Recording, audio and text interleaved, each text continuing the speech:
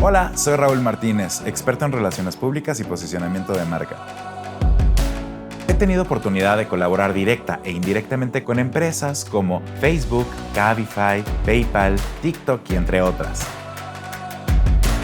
En mi trabajo ayudo a distintos negocios a lograr sus objetivos a través de estrategias de comunicación.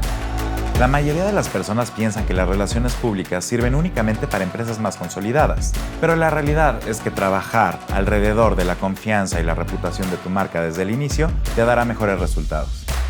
Entre más contactos tengas, ya sea aliados comerciales o medios de comunicación, más fuerte será el impacto de tu estrategia.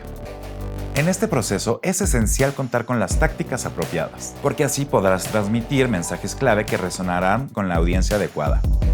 Y una vez que esto suceda, podrás lograr todos tus objetivos. En este curso de Doméstica aprenderás a transmitir la esencia de tu marca a partir de los fundamentos de las relaciones públicas. Como proyecto final, desarrollarás un contenido o comunicado que capte la atención de la prensa y de tu público objetivo.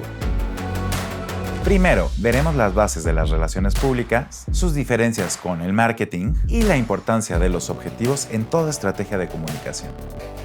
Luego hablaremos sobre el panorama actual de los medios, cómo lograr una relación estable con ellos y cuáles son sus distintas categorías. También aprenderás a reconocer a los medios relevantes para tu marca y cuáles son los puntos esenciales de tu estrategia de relaciones públicas y comunicación.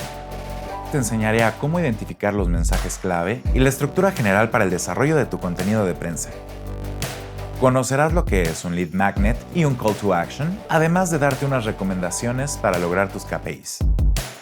Al terminar este curso, podrás comenzar con los primeros pasos para el posicionamiento sano de tu marca. El curso está diseñado para todos aquellos con el interés de aumentar la visibilidad de una empresa, generar confianza, reputación y construir relaciones a largo plazo. Aprende el sutil arte de las relaciones públicas y llega a tu audiencia ideal a través de contenidos de impacto.